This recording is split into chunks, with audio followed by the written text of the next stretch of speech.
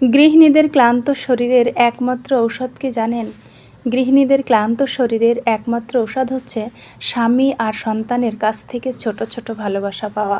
আসলে মেয়েদের মন জয় করতে আহামরি কিন্তু তেমন কিছুই লাগে না। আমরা মেয়েরা ছোটোখাটো জিনিস পেলেই কিন্তু অনেক বেশি খুশি হয়ে যায়। আজকে আরও একটা ব্লগ আপনাদের সাথে শেয়ার করব। আসসালামু আলাইকুম, সবাই কেমন আছেন? আশা করছি সবাই খুব বেশি ভালো আছেন। আলহামদুলিল্লাহ, আমিও বেশ ভালো আছি। আজকের ব্লগটা একদম সকাল সকাল শুরু করেছি, সকালের নাস্তা দিয়েই। পরোটা আমার সবসময় খাওয়া হয় না, মানে শরীরের চিন্তা করে। তারপরও আজকে ভাবছি যে আজকে একটা তেল দিয়ে সুন্দর করে রুটি ভেজে নিব, যদিও এটা পরোটা না। এভাবে তেল দিয়ে রুটি ভেজে দুধ চায়ের সাথে খেলে কিন্তু বেশ ভালো লাগে। আমি এক চুলায় পরোটা ভাজছিলাম আর অন্য চুলায় একটু দুধ চা বসিয়েছিলাম। সব সময় শরীরের চিন্তা করলে কি হয় বলেন? দুধ চা তো একটু খেতে মন চাই। আজকে ঘুম থেকে ওঠার পরেই মনে হচ্ছিল যে পরোটা দিয়ে দুধ চা খাবো। অন্যদিন তো ডিম দিয়ে খাই, অন্যদিন তো ডিম তারপর হচ্ছে সবজি ভাজি এগুলো থাকে, সেগুলো দিয়ে খাই। কিন্তু আজকে কেন জানি মনে হলো দুধ চা খেতে। আমার বাসায় আমি এবং আমার হাজব্যান্ড বেশিরভাগ টাইমে রং চা খাই, কিন্তু আমার ছেলে আর মেয়ে হচ্ছে দুধ চাই বেশি পছন্দ করে। মাঝে মাঝে ওদেরকে দুধ চাই বানিয়ে দিই।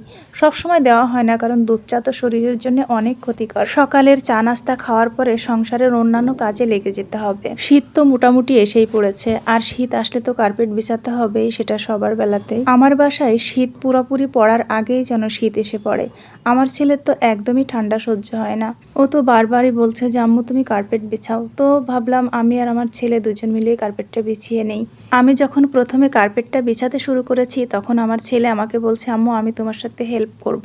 তো আমি বলছিলাম ঠিক আছে, তুমি আমার সাথে একটু হেল্প করলেই তো আমার আরো সুবিধা হবে। কার্পেট বিছানো শেষ করে এদিকে আমি রান্নাঘরে চলে এসেছিলাম। আর একটা মুরগি ছিল ফ্রিজে, ওটা সকালে ভিজিয়ে দিয়েছিলাম যে দুপুরবেলা কেটে রান্না করব।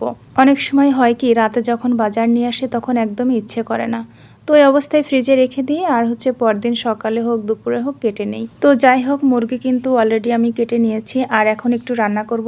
আর আজকে রান্না করব হচ্ছে মাথা, পা, গিলা, কলিজা, আর তার সাথে একটু সলিড মাংসও দিব।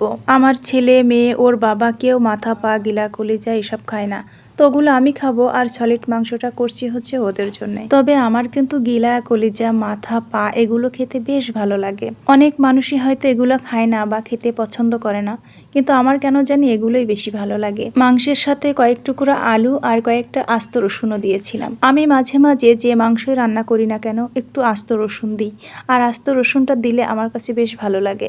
অনেকে হয়তো বলতে পারে মাংসের মধ্যে আস্ত রসুন দেবার কি দরকার, কিন্তু আমার খুব ভালো লাগে আস্ত রসুন খেতে। আসলে সত্যি কথা বলতে এক এক অঞ্চলের রান্না এক এক ধরনের হয়ে থাকে। আমাদের যশোর খুলনার মানুষ কিন্তু চুই ঝাল আর রসুন মাংসের মধ্যে দিয়ে খেতে অনেক বেশি পছন্দ করে।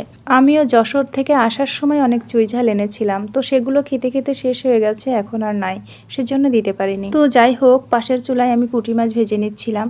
আর এই পুঁটি মাছটা শুধুই খাবে, শুধু বলতে কি ডাল দিয়ে খেতে হবে। মসুরির ডাল একটু পাতলা করে রান্না করেছি, সেটা হচ্ছে অফ ক্যামেরায়, এই পুঁটি মাছ ভাজি দিয়ে খাওয়ার জন্য। পুঁটি মাছগুলো মচমচা লাল করে ভেজে নিয়েছিলাম। তাহলে আজকের দুপুরের রান্নায় মুরগির মাংস, পুঁটি মাছ ভাজি আর পাতলা মসুরির ডাল। আজকের ব্লগটা তাহলে এই পর্যন্ত। সবার কাছ থেকে বিদায় নিচ্ছি। সবাই খুব বেশি ভালো থাকবেন। আল্লাহ হাফেজ।